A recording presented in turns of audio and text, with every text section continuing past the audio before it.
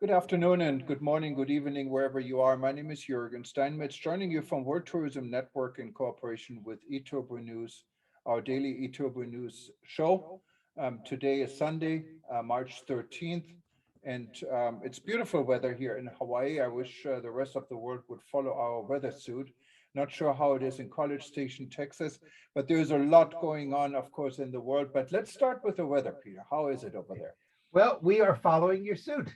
Um, it, it was a little cold, but now the weather is warmed up.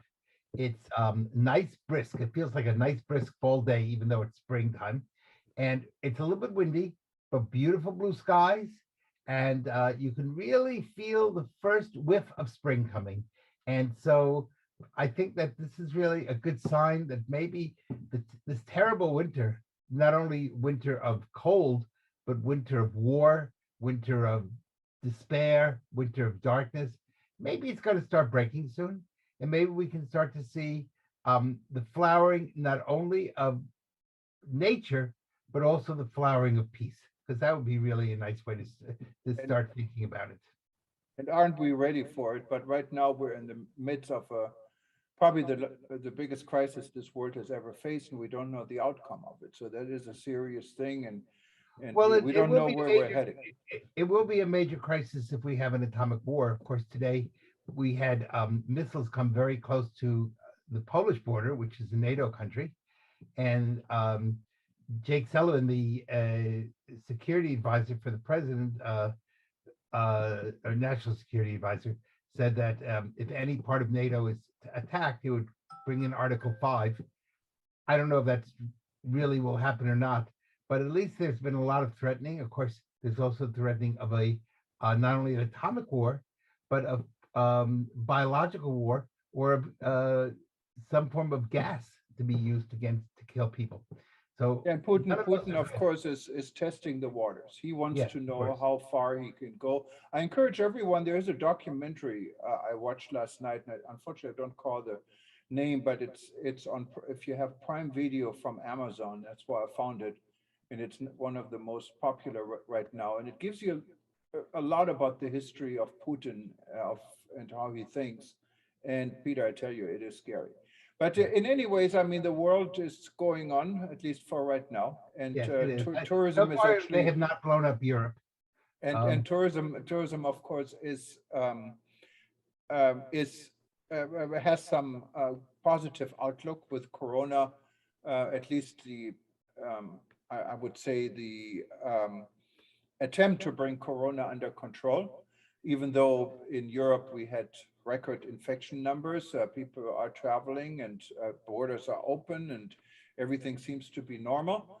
And it kind of becomes a calculated risk, I think, Corona. So people are not talking that much.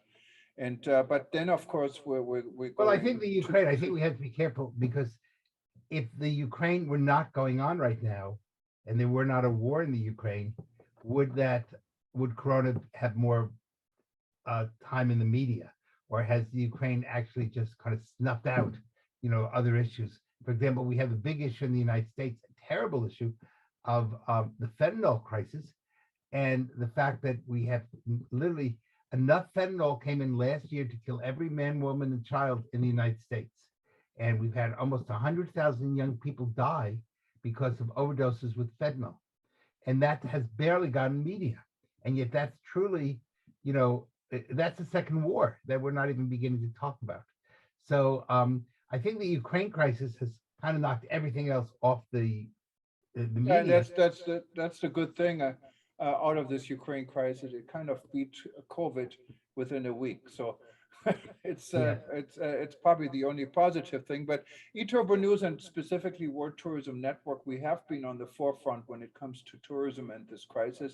We had Ivan Leptuga. He is the head of the Ukraine Tourism Association on our event several times.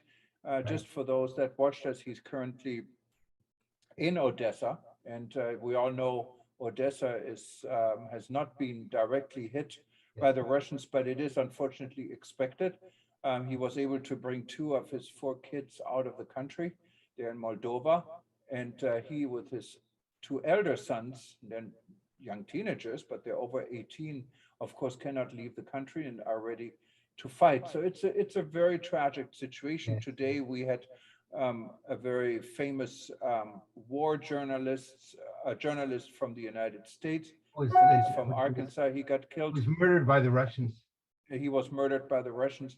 So this thing is definitely going on. Now, what we did at World Tourism Network, we started our Scream for Ukraine campaign. And actually, Ivan came up with this word, and I thought with this word, and I thought it's such a powerful word because the world should scream. We should scream out about it and see what we can do from our end to show solidarity and keep the tourism industry alive in this aspect. And what it will be, we don't know, but we started our campaign. You can see it at WTN.travel. Just click on the very prominent link for screen, or you can just go to any page on eTurbo News and your banner is right on top of it. Yeah, Just clean up, as click on much it. as I think we all should support this. I think we have to move from just screaming to doing. And so I think, the screaming is important because it gets out your emotions and your feelings, but the people in Ukraine are going to need our help. So one of the things I think that we ought to consider and ask all our members to join with us is to create a task force that will help Ukraine rebuild once the war is over. Because at some point the war will come to an end. There will be people living in Ukraine. They're going to need a lot of expertise. They're going to need a lot of help. And that help can be, they seem to be doing quite well with people donating money, and we sure should continue to do that. But the money can only take you so far. They're going to need, they have people who care. They're going to have people who come to support. And one of the things I think we should be speaking about is the developing of these types of task forces that can help in, for example, say tourism security. That's going to be a big issue for Ukraine. How do we get people there to feel secure in a post-war situation? So these are areas that we can be working on. We can be working on new forms of marketing, of rebuilding, of publicity, of ecology, of, well, I can't even say beautification because most of the cities are destroyed, but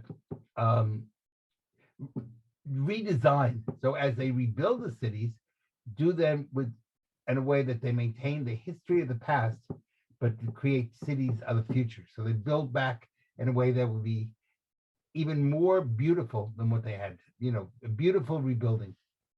Yeah, and Peter, of course, that is all important. And I think really what we wanted to do, this task force, I think it's an excellent idea, but keep it open. So when you go to our campaign at World Tourism Network, you can actually send ideas. You can send activities you have been involved in. I know Skal, for example, as I mentioned in the beginning, is directly involved in helping refugees in Romania, that is called Romania. So there might be many such activities. Yesterday, I got feedback from WTTC about why not putting a portal together of people when people need to be located on both sides. That could be something what could be supported. And of course, we cannot do it alone. We can come up with ideas and we can try to locate others that can actually We can implement these publicize those ideas. ideas so together we can work together. And one of the things that might be great is I know that everyone listening, I'm sure, wants to become a member of the World Tourism Network. And then when they put in their membership or right on the Screen for Ukraine page, if they have an idea or if they have a talent, tell us your talent. Tell us what you can do well. And then we can go through those talents and say, hey, we can create this task force because we got 20 people who are willing to do this, or 20 people who understand how you bring back agriculture, or how you paint buildings, or whatever it happens to be. But we're going to need a brain trust. And the more brains we put together, the tourism world has suffered too much from COVID. I don't think it can afford to give money, but others can give money.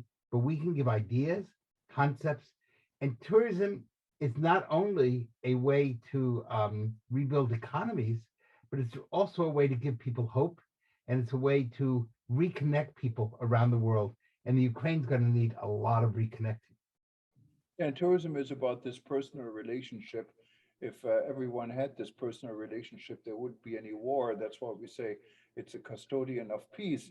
And of course, it's not going to work if you have a brutal dictator someplace who wanted to just destroy things because of his own ideas. But yes, Peter, I think this is a wonderful idea to collect this information. We can start small. Maybe we're going to make a difference. Maybe we don't make a difference, but it's definitely worth a try. Well, And the real our job is to inspire people to think, and our job is to get people to come up with creativity. And if we do this, we the tourism industry has faced now a lot of issues.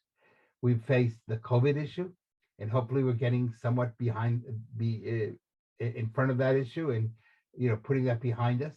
We're facing terrible issues of worldwide inflation, and that's causing major price rises. Some really funny jokes, but lots of and it's good that people can smile. We're facing shortages around the world. We're facing supply chain issues, and all of these are directly impacting the tourism industry. We've seen a real falling of customer service, and again, these all become problematic. And so, if we can begin to find hope, do something, show some way of creativity, then we won't solve every problem, but you can't go 1,000 miles until you take the first step. And so we need to begin to take those first baby steps. And then once we can crawl, then we can walk. Once we can walk, we can run. exactly. So at least we're showing our face and the good face of tourism. That's really what we wanted to do, and we're hoping to get everyone on board to work with us, or we work with them, because everyone has to work together on this. This is not something one organization, one country, or one entity can do. And at least we're ready to do our part and see where it goes. So basically, if you want to know about it, all you need to do is go to any page on eTurbo News. You see the banner right on top, or you go to WTN.travel and you see the link right on top. Just click on it, and you can contribute to it in with ideas, and let us know who The you other are, thing is, and all of this. if our listeners are members of an organization, anything that has to do with tourism, maybe it's a local travel organization or whatever, try to get your organizations to become part of World Tourism Network so that we can represent everyone together. And one of the big problems, I think, in the technical part of tourism is we tend to be so separate. We tend to be, we rarely work together in a way that we should. There's 10 million tourism organizations. And that's one of the reasons behind WTN is trying to find some way that small and medium-sized businesses can come together and as private enterprise so that we can make a difference in public policy and public perception. And that's why we're not really another organization. We are a network, and a network combines things, and that's really what our goal is. And so let's see where this all goes. We're going to have another busy, uncertain week in front of us. Let's face it, because you cannot run away from it. It is what it is. Right. And I guess we're going to talk. I guess in a we'll day or see two. I think we're going to see one of two things next week. I'm going to be lecturing in, it's kind of the world coming together. I'm going to be in Guadalajara, Mexico, lecturing about medical tourism and the impact of COVID on tourism. So there's that side of it, but we're either going to see, I think, the beginnings of an outline of peace of what Russia and Ukraine can accept, or we're going to see a major spreading of the war that's going to impact a lot of Europe. And I don't think it'll be down the middle. I think it'll be one way or the other. So in that sense, you're really right. The world is kind of on a precipice, and we're going to be interesting to see if we move towards peace or we move towards a world war. And let's hope it's the former and not the latter. Well, everyone, thanks, Peter, and everyone else for listening. And I'm sure we're going to talk a lot more about it. And everyone enjoy the rest of your day. Be in touch. If there's anything you think you can contribute, you wanted to say, Let us this know. is an open forum. Just let us know. And And for I can many, only, and as you know, in the United States, today we switched the time, it became daylight savings time.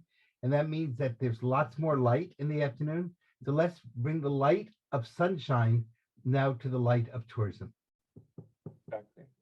Well, I can only say aloha. This is one of the Okay. states where we didn't change the time, so things are getting even more One of the confusing few, yes, in yes, our part of the world. yes.